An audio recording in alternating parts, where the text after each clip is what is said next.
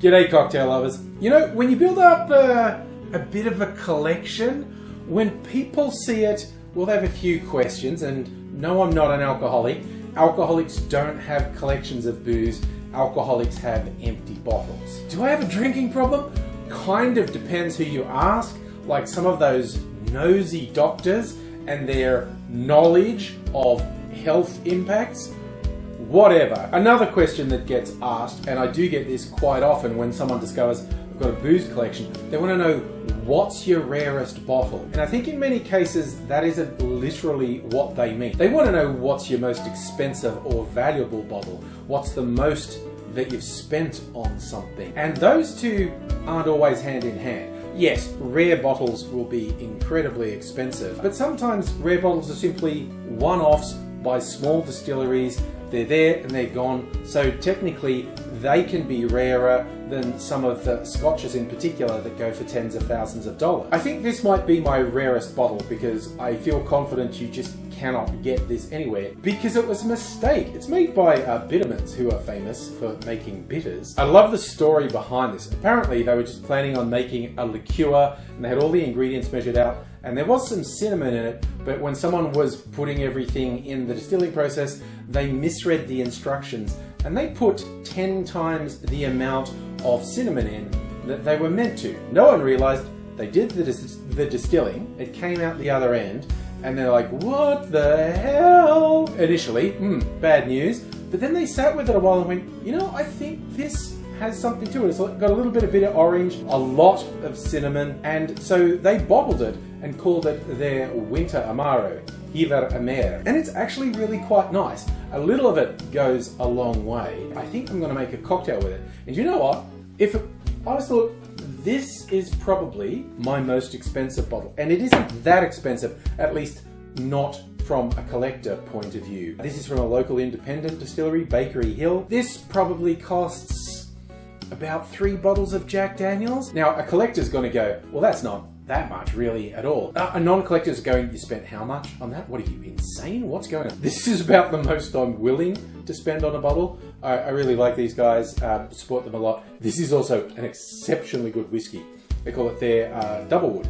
It's a single malt. Interesting fact, most Australian whiskies, or in fact to meet the definition of whiskey in Australia, it only has to be aged for a minimum of 2 years in a barrel. Bakery Hill tend to age their whiskies for at least 5 years, often longer. This has been aged for 5 years, and the reason it's called Double Wood, it's basically, they initially do it with an American oak barrel. So they'll age it for somewhere between 5 to 7 years in an ex-bourbon barrel from America, and then they'll finish it into a virgin French oak barrel. So you get different wood notes from that. And altogether, it's a winner. And also, a fun thing, I probably annoy or freak the hell out of serious whiskey collectors because I rarely drink it straight. I'm a cocktail guy. It goes in cocktails. So I would be freaking some people out that I'm using this in a cocktail. But I'm gonna get my rarest bottle and my most expensive bottle, and I'm gonna do a riff on an old fashioned. Besides those, I'm using this whiskey bitters, which comes from another Melbourne distillery, the Gospel Distillery. They made their own bitters in their distillery, and there's gonna be a little bit of this, my spiced apple brown sugar syrup. I haven't used this in a little while. This is a new batch. This is one of the best things I've ever made. I talk this up whenever I bring it out. You should definitely find the video on my channel. There will be a link at the end about how to make that, because it's easy and it's just so good. But I'm going to bring these together and make an old fashioned, and it goes like this. In a mixing glass, put 2 ounces or 60 mils of the whiskey, and then I'm going to put half an ounce or 15 mils of the cinnamon liqueur. Follow that with just around a bar spoon, about 5 mils worth of the brown sugar syrup, and after that, there's just 1 dash of the whiskey bitters.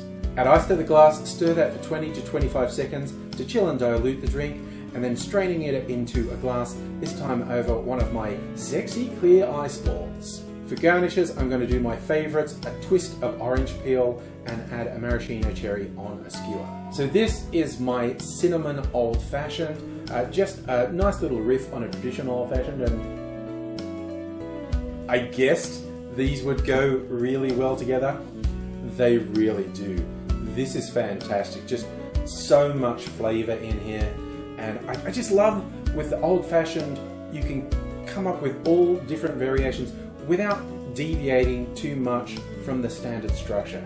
It's a great drink. I love this. In the comments, if you're a collector, I'd love to know what your rarest and or most expensive bottles are, because then we can console each other that, well, we might be weirdos, but we're not alone. We're weirdos together. I'm going to sit back and enjoy my old fashioned.